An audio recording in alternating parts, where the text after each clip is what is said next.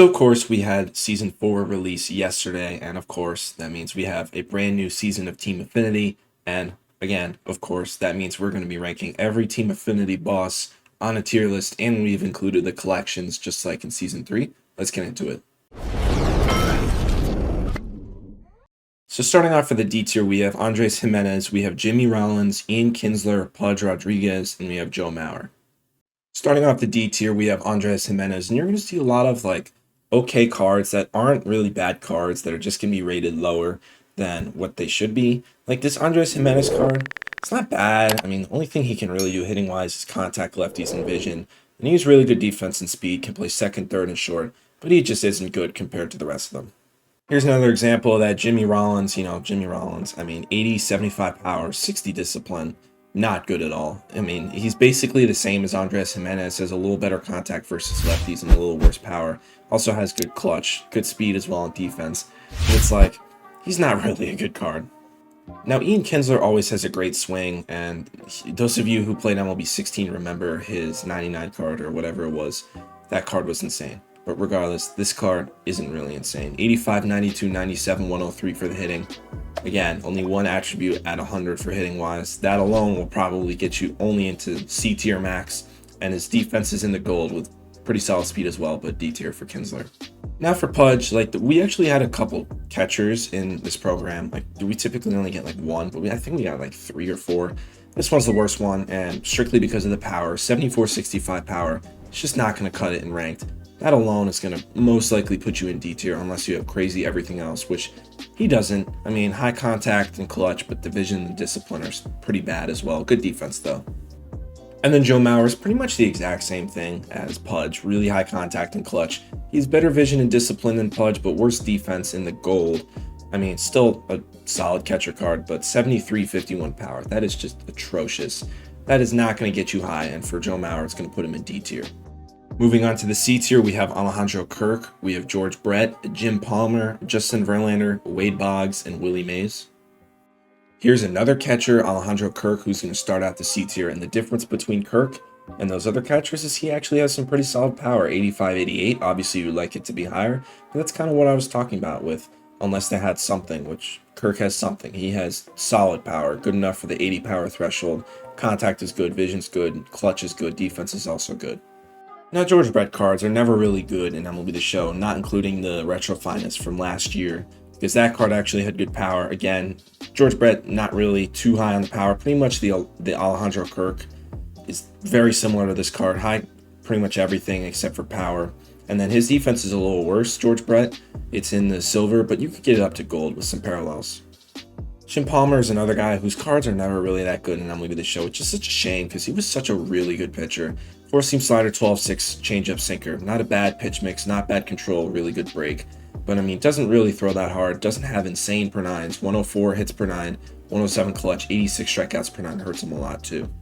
Now, Justin Verlander, on paper, I mean, he's a much better pitcher than Jim Palmer in MLB The Show.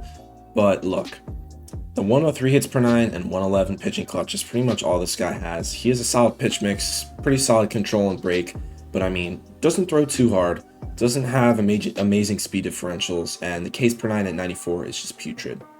Wade Boggs, another guy who isn't really ever good in MLB The Show. I wish they just gave him a card like George Brett and he just had really good pop.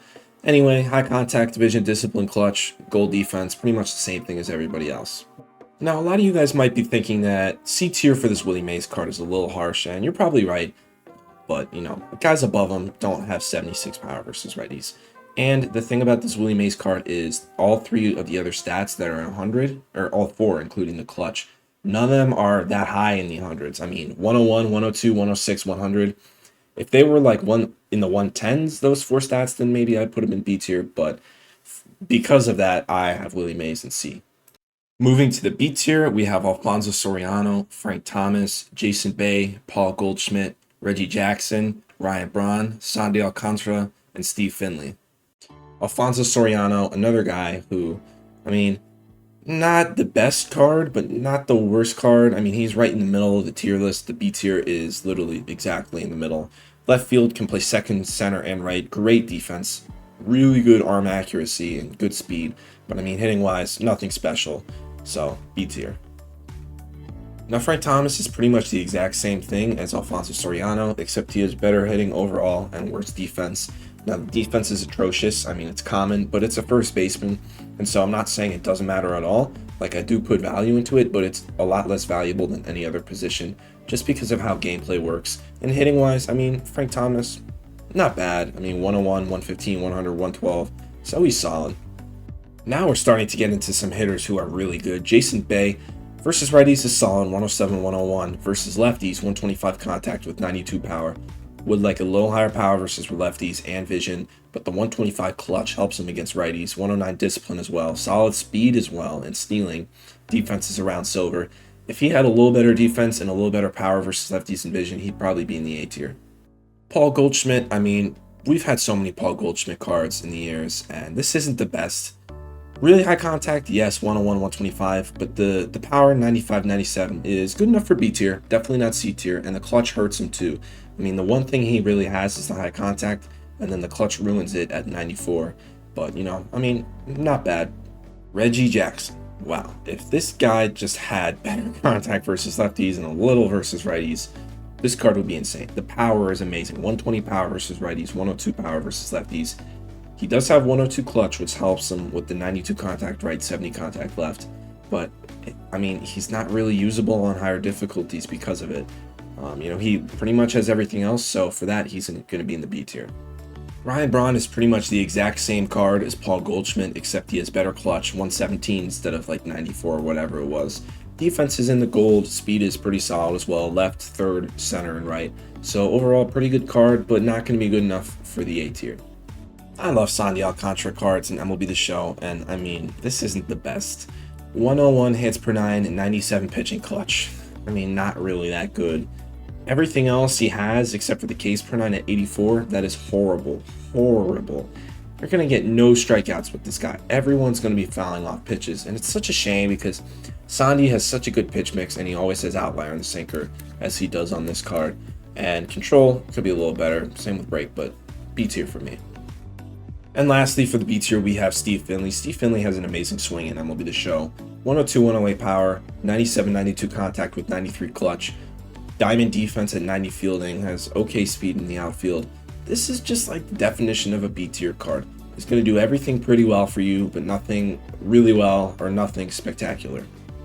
Moving on to the A tier, we have Walter Johnson, Babe Ruth, Bryce Harper, Eddie Rosario, Justin Turner, Rob Dibble. We have Tim Salmon, Trevor Hoffman, and Vinny Castilla. Starting off the A tier, we have the first collection reward in this video. Walter Johnson. It's nothing personal with this guy. He is one of the best pitchers of all time. He pitched a really long time ago. But regardless, it's Walter Johnson. His cards are never good in this game. He never has a good pitch mix. Four-seam, sinker, curveball, changeup. It's just not going to cut it. He could have all the control and break in the world. Can have outlier on the four-seam. I mean, can have insane pretty much everything. But he's not going to be that good. I mean, comparing him to the other players is going to put him in the A tier, but he's not going to be S tier for me. We finally got a two-way Babe Ruth. I cannot wait until they release a 99 two-way Babe Ruth. I just hope that they give us that in set 5 before this year is over, because if this card is the 97 two-way Babe Ruth, the 99 two-way Babe Ruth is going to be insane. Now look, obviously, pitching-wise, he sucks. Like, 94, 88 for the per 9s is terrible. The clutch helps him out a little. The pitch mix is pretty good, but he doesn't have good control, and he doesn't have good break. Yes. But the hitting stats are insane. 112, 108 contact, 105, 102 power, 125 clutch. So if you're just going to use him as a DH, Babe Ruth, or at first or left or right, Babe Ruth is an A tier card. So if you want to do that, go for it. I mean, he's also a two-way player, so you can do that as well. But yeah. Here's another stud of a hitter. Bryce Harper, 107, 100 contact, 120 power versus righties, 88 power versus lefties.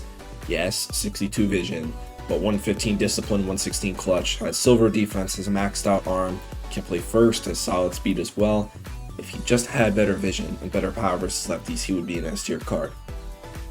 Eddie Rosario, another really good hitting option. 120 contact versus righties, 115 contact left, 100 power versus right, 93 power versus left, 119 clutch. Gold defense across the board too. Again, the power versus lefties, the vision, and the discipline is not going to put him in S tier. Justin Turner, another really solid card. I mean, can play the entire infield at gold defense if you get him a parallel like 1 or 2.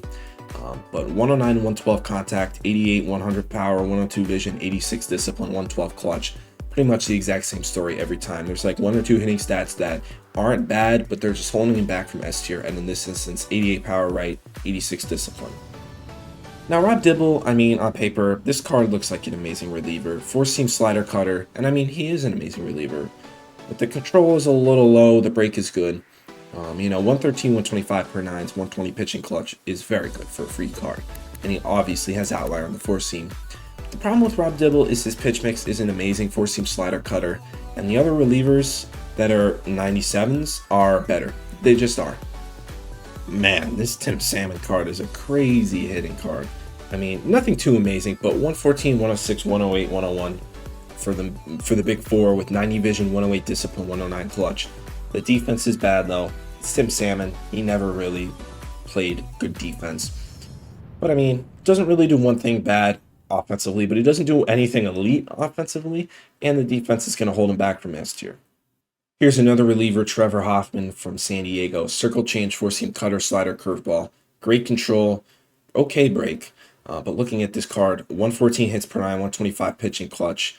He pretty much has everything except the velo. The velo is keeping him away from S tier, but this is going to be a good reliever card. He's just not going to be an S tier reliever. And then lastly, we have Vinny Castilla. I mean, maxed out stats versus lefties. 95-92 for the stats versus righties. This guy's a platoon guy. He will destroy lefties, but he'll be okay against righties. Solid defense as well, but he's an S tier hitter versus lefties, but a B tier hitter versus righties. And then he has like A tier defense. So overall, A tier. And then finally, for the S tier, we have Nolan Ryan, Brandon Crawford, Charlie Blackmon, Joey Votto, Edwin Diaz, Mariano Rivera, and Randy Johnson. When I was talking about there being better relievers than Rob Dibble and Trevor Hoffman, Edwin Diaz is one of them. 4-seam slider sinker, so he has a good enough pitch mix for a relief pitcher. Control is really good, so is the break. He has really good velocity, he has outlier on the 4-seam. I mean, 125 for hits per 9, Ks per 9, and pitching clutch. There isn't one thing this guy can't do.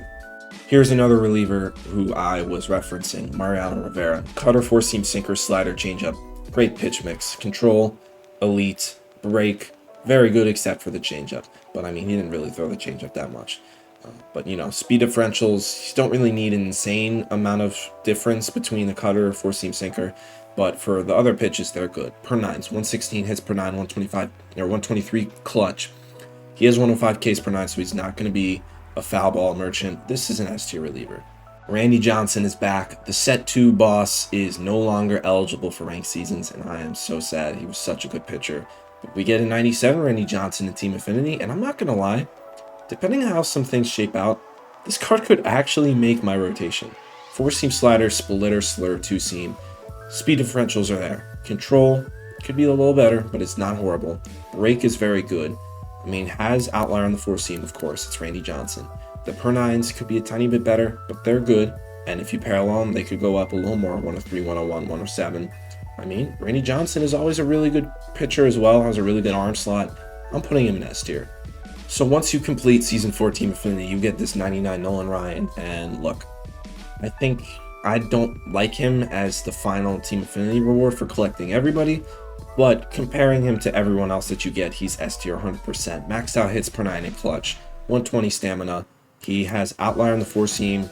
He has pretty solid control and really good break. Obviously, it's Nolan Ryan. He doesn't throw anything horizontally. He only has a fastball, curveball, changeup, sinker. But if you use him on Hall of Fame and Legend, this card is going to be gross. Brandon Crawford, another guy who had a set 2 card, already at a 99. We get another 99, and Brandon Crawford's swing is butter. So I will never turn down another 99 Brandon Crawford. All across the board, insane hitting-wise. 117, 119, 107, 100 with 123 clutch. Has 99 fielding and reaction too, easily S tier.